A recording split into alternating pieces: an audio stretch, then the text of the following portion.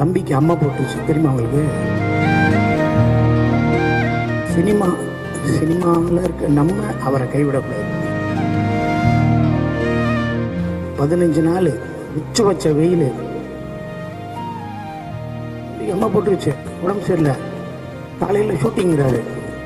நான்லாம் போய் கை காலை பிடிச்சிட்டேன், தம்பி நீ வீட்டுக்கு போ, ஷூட்டிங் பிரேக் பண்ணு, உடம்பப்பா.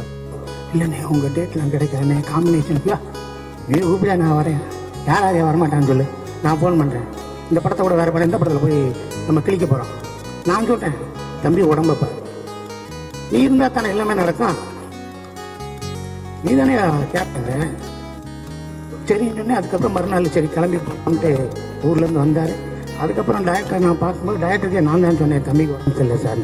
இல்லை அது சொல்லவே இல்லையா அப்படின்னு சொன்னார். ஸோ இவ்வளவு அர்ப்பணிப்பு இருக்கிற ஒரு ஆள் கண்டிப்பாக சினிமாவில் இருக்க நம்ம அவரை கைவிடக்கூடாது. அந்த தம்பிக்கு பண்ணால் தான் அந்த தம்பி மற்றவங்களுக்கு பண்ண முடியும். இந்த தம்பி உங்களுடைய ஃபோட்டோ, உங்களோட திறமை எல்லாமே இந்த படத்தில் போட்டிருக்கீங்க. இதுதான் ஃபஸ்ட்டு. இது ஒன்றும் இல்லை, நம்ம டைரக்டர் வந்துட்டார், அவர் தொடங்கி வச்சுருக்காரு. அதுக்கப்புறம் வருஷத்துக்கு 2 படம் பண்ணுங்கள், நல்ல படமாக பண்ணுங்கள், நிறையா செலக்டிவாக பண்ணுங்கள். உங்களை நேசிக்கிறதுக்கு நிறையா பேர் இருக்கும். ஓகே, கடைசி உலகப் போர் வெற்றியை நோக்கி இருக்கும். எல்லோரும் சப்போர்ட் பண்ணுங்கள்.